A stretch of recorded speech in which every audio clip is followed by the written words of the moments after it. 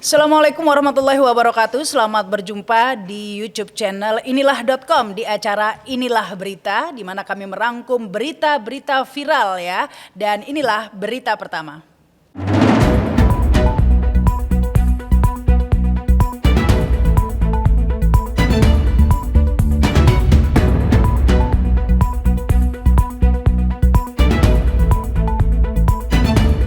Berita pertama kami menyoroti tentang pengesahan rancangan Undang-Undang KUHP yang rencananya akan disahkan oleh DPR dalam waktu dekat ini. Padahal masih banyak pasal-pasal yang menuai kontroversi. Antara lain tentang demokrasi ini, di mana juga disoroti oleh pakar hukum tata negara ini, Bivitri Susanti, yang menilai ini ada pasal 256 rancangan Kitab Undang-Undang Hukum Pidana mengancam demokrasi karena dalam pasal 256 tersebut disebutkan setiap orang yang tanpa pemberitahuan terlebih dahulu kepada yang berwenang mengadakan pawal, unjuk rasa atau demonstrasi di jalan umum atau tempat umum yang mengakibatkan terganggunya kepentingan umum, menimbulkan keonaran atau huru-hara dalam masyarakat, dipidana dengan pidana penjara paling lama 6 bulan. Nah, inilah yang dianggap bisa membatasi kebebasan berpendapat begitu ya, karena harus mendapat pemberitahuan. Meskipun kata-katanya pemberitahuan, namun dalam prakteknya seringkali ini seperti meminta izin ya, karena pihak kepolisian sering meminta tanda terima pemberitahuan. Nah, ini yang suka tidak diberikan begitu ya, sehingga ya akhirnya meskipun sudah memberitahu, jika tidak mengantongi surat pemberitahuan begitu ya dari pihak kepolisian, nah ini bisa saja dianggap tidak memberitahu. Nah, inilah yang kerap terjadi ya selama ini. Nah, ini tampaknya malah diancam pidana 6 bulan ini dalam RUU KUHP. Nah, ini yang disoroti, di samping juga ada pasal-pasal kontroversi lainnya ya. Saya tidak tahu apakah ini tetap akan dimuat di RUU KUHP nanti kalau sudah disahkan. Sebelumnya kan sudah ramai dibahas ya, pasal penghinaan kepada presiden, lembaga negara begitu ya, anggota DPR. Nah, ini juga bisa dikenakan sanksi pidana begitu. Nah, ini yang menarik ya, jangan-jangan kita ini nanti bikin podcast harus lebih hati-hati, bisa kena pasal penghinaan terhadap anggota dewan, lembaga negara begitu ya, ataupun juga presiden yang sebelumnya tidak diatur ya dalam KUHP sebelumnya. Selain itu, yang menarik juga dalam RUU KUHP ini juga ramai menjadi sorotan dikarenakan dalam rancangan Undang-Undang KUHP yang baru ini ada pasal mempidanakan gitu ya, zina kumpul kebo begitu ya, dimana pada KUHP sebelumnya karena itu adalah peninggalan Belanda maka tidak sesuai dengan budaya Indonesia katanya ya, karena dalam KUHP yang lama ini jika mau sama mau tidak ada yang terganggu maka tidak ada pasalnya ya dalam KUHP yang sebelumnya. Tapi di RUU KUHP yang baru ini zina meskipun belum mempunyai istri atau suami sah, jika ini diadukan ya, ini dimasukkan delik aduan, ini bisa dipenjara. Ya, delik pidana tentang zina itu dimasukkan dalam pasal 411 RUU KUHP. Disebutkan setiap orang yang melakukan persetubuhan dengan orang yang bukan suami atau istrinya dipidana karena perzinahan dengan pidana penjara paling lama 1 tahun atau denda paling banyak kategori 2. Dan pasal keduanya terhadap tindak pidana sebagaimana dimaksud pada ayat 1 tidak dilakukan penuntutan kecuali atas pengaduan. Jadi ini memang delik aduan. Nah, ini beda dengan KUHP sebelumnya, di mana jika belum mempunyai suami istri yang sah itu tidak ada pasalnya ya. Sekarang ini bisa diadukan orang berzina, pokoknya melakukan persetubuhan itu bisa dipidana paling lama 1 tahun dengan delik aduan.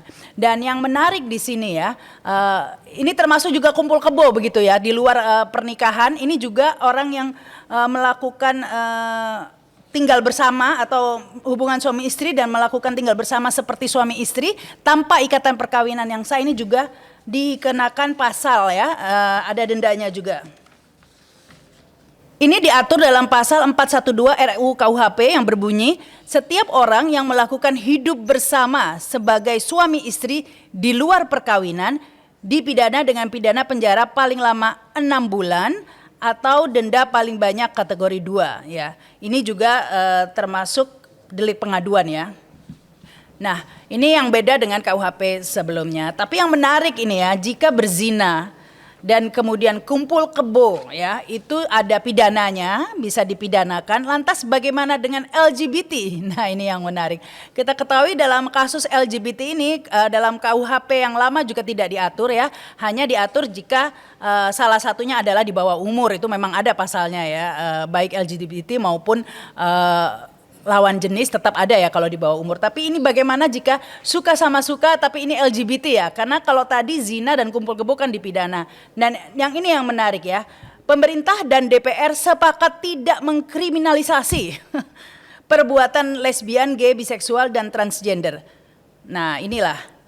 Dalam draft sebanyak 624 pasal itu tidak ada pasal yang mengatur mengenai LGBT. Ini mungkin agak aneh ya kedengarannya kalau orang melakukan persetubuhan lawan jenis begitu ya, atau berzina, ini bisa dipidana. Kumpul kebo bisa dipidana. Tapi kalau ada orang melakukan persetubuhan asalkan sesama jenis, nah ini bisa lolos nggak dipidana.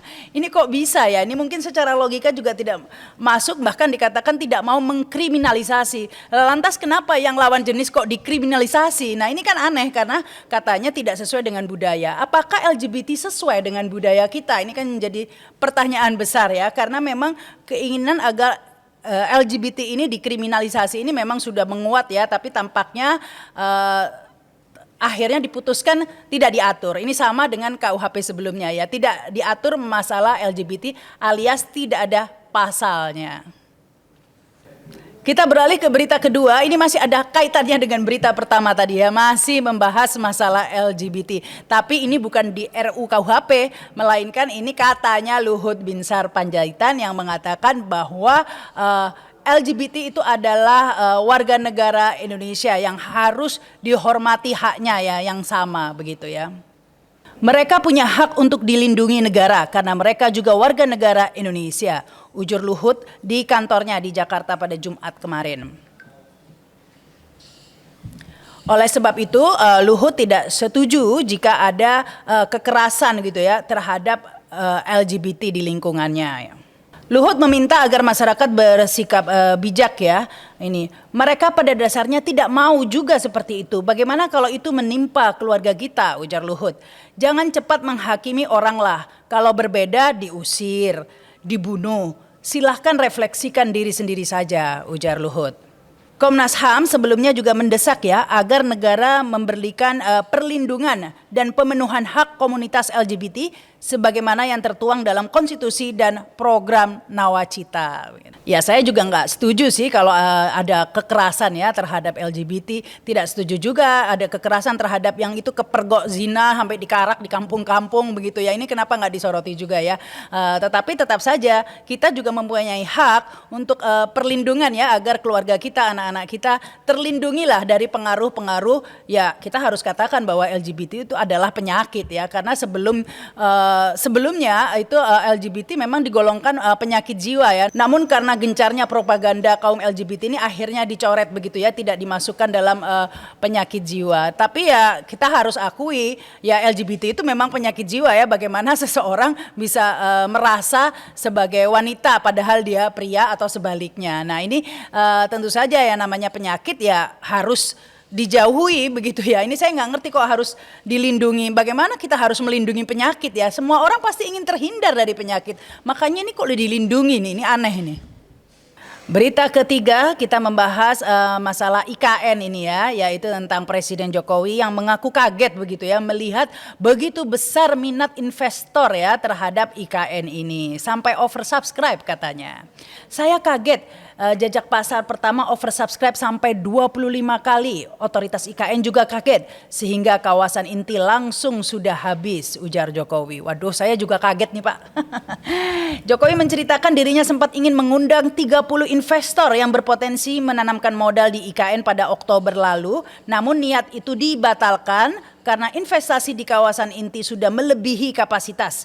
Ini baru menyiapkan lagi kawasan berikutnya. Kalau ini nanti sudah jadi, baru nanti Bapak Ibu saya undang lagi untuk ikut mendukung IKN. Jelasnya laris manis begitu ya, ludes ya, jelas saja Pak, laris manis. Lawong begitu banyak fasilitasnya ya, HGB-nya aja 90 tahun bisa diperpanjang sampai 180 tahun.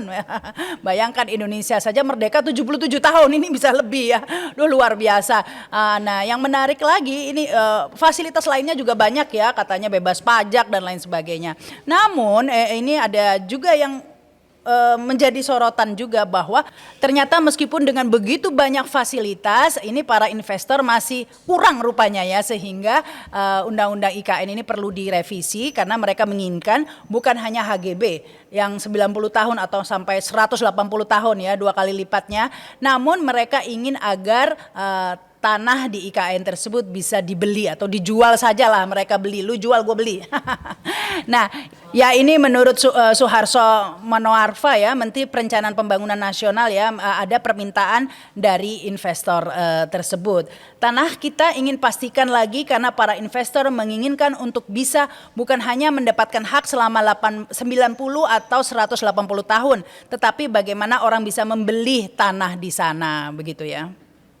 Selain itu alasan lain untuk merevisi Undang-Undang IKN yaitu soal kelembagaan otorita IKN yang Suharso menyebut pemerintah ingin kewenangan lembaga itu diperjelas di undang-undang.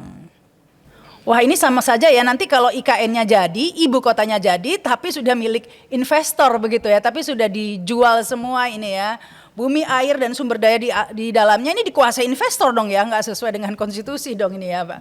Aduh ini baru sadar ini ya, bahwa kalau dulu ada Indosat dijual saja sudah heboh, ini tanah loh ya, pulau ini bisa-bisa dijual. Kita menginjak berita keempat ini ya, yang menyoroti tentang gugatan cucu Wakil Presiden pertama Indonesia Muhammad Hatta, yaitu Gustika Fardani Yusuf ya, yang menggugat tentang penunjukan pejabat atau PJ kepala daerah yang dianggap tidak sesuai dengan undang-undang. Banyak pakar yang mengatakan bahwa gugatan tersebut seharusnya tidak dianggap enteng ya, karena memang penunjukan PJ ini dianggap tidak sesuai dengan iklim demokrasi begitu ya, karena ditunjuk langsung. Ciri khas negara demokrasi adalah ini melalui pemilihan pejabatnya, tapi ini ditunjuk langsung. Salah satunya ini menurut Saiful Anam ya, akademisi Universitas Shahid Jakarta yang juga Direktur Pusat Riset Politik, Hukum dan Kebijakan Indonesia ya. Saiful Anam mengatakan bahwa gugatan cucu Wakil Presiden ini agar tidak dianggap enteng ya, karena bisa menunjukkan ya, jika gugatan tersebut dikabulkan maka akan semakin mengungkap tabir kepentingan di balik pengangkatan PJ Gubernur oleh pemerintah ya. Kalau mau objektif, pengangkatan PJ Gubernur merupakan kebijakan yang tidak berlandaskan pada hukum yang kuat, begitu kata Saiful Anam. Selain itu menurut Muslim Arbi, ini Direktur Gerakan Perubahan ya, mengatakan bahwa pejabat kepala daerah harus dipilih bukan ditunjuk. Ini sesuai dengan UUD 45 pasal 18 ayat 4, juga sesuai dengan Undang-Undang 32 tahun 2004 begitu. Kepala daerah dipilih sesuai konstitusi adalah ciri negara hukum, Rechtsstaat. Kepala daerah ditunjuk adalah ciri negara kekuasaan atau Mekstat. Penunjukan kepala daerah oleh presiden atau Mendagri itu bertentangan dengan undang-undang, harus dibatalkan. Ini ujar Muslim ya. Ya karenanya banyak pihak yang berharap agar PT UN mengabulkan ya gugatan dari Gustika Fardani Yusuf ini ya, yang menggugat pengangkatan atau pelantikan 88 PJ kepala daerah. Kita beralih ke berita kelima yang masih ada kaitannya dengan berita sebelumnya ya, yaitu tentang PJ juga ini ya. Sikap pejabat Gubernur DKI Jakarta Heru Budi Hartono yang mencopot Marullah Matali dari kursi Sekda Provinsi DKI yang kemudian disorot oleh banyak pihak ya. Pencopotan Marullah dari kursi Sekda dinilai menyalahi aturan begitu. Banyak pihak yang mengatakan bahwa seharusnya pencopotan tersebut atas izin Mendagri dan kemudian diteruskan ke Presiden. Antara lain ini ada Badan Komunikasi Strategi DPD Demokrat DKI Jakarta Taufik Rendusara ya, yang berpendapat sikap Heru mengganti Marullah Matali dengan Uus Uswanto harus dipertanyakan apakah sesuai aturan ya. Sehingga dia meminta agar DPRD ini memanggil Heru dan mempertanyakan tentang dasar penggantian tersebut ya, karena jika tidak sesuai dengan aturan maka harusnya Heru dimakzulkan begitu ya menurut Tope ini ya panggilan akrabnya. Ya karena memang Heru ini penuh kontroversi ya kebijakannya, meskipun PJ tapi benar-benar membuat kebijakan-kebijakan yang bertentangan dengan gubernur sebelumnya, seakan-akan dia adalah gubernur yang dipilih oleh rakyat padahal kan ditunjuk. Kita beralih ke berita ke-6, ini berita terakhir ya, tentang serba-serbi kunjungan Anies ke beberapa daerah. Ini menarik, beritanya macam-macam ya. Tapi saya baca beritanya, meskipun acara-acara Anies Baswedan itu banyak mendapat dukungan publik ya, dukungan masyarakat dari video-videonya yang diposting di media sosial. Tapi anehnya memang saya nggak banyak baca beritanya ya di media mainstream gitu ya.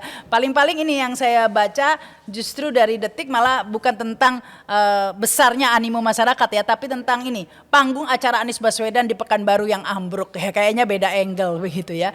Nah, apakah saya yang nggak baca atau enggak ya? Tapi memang sepertinya jarang saya temukan di media-media mainstream ya berita tentang kunjungan Anies yang memang cukup ramai begitu ya dalam video-video yang beredar di media sosial ini. Kebanyakan orang yang memposting, tapi di berita saya kurang ini ya, apakah saya yang skip atau enggak gitu ya, silakan ini ditulis di komen ya.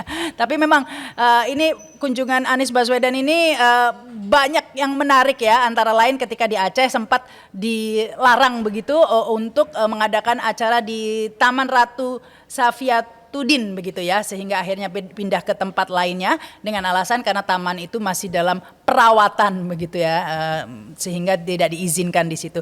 Demikian juga katanya ada yang dilempar telur begitu ya, kantor Nasdem dan lain sebagainya. Dan yang terakhir ini saya lihat lagi heboh di media sosial mengomentari Anies Baswedan yang berkunjung ke daerah-daerah naik, sempat ada foto naik pesawat pribadi gitu ya. Saya nggak ngerti itu punya siapa, belum ketahuan begitu ya. Tapi ya sepertinya apapun itu, entah positif entah negatif, yang pasti akhir-akhir ini memang Anies Baswedan paling banyak dibicarakan, paling banyak menjadi sorotan dibanding capres-capres atau bakal capres lainnya.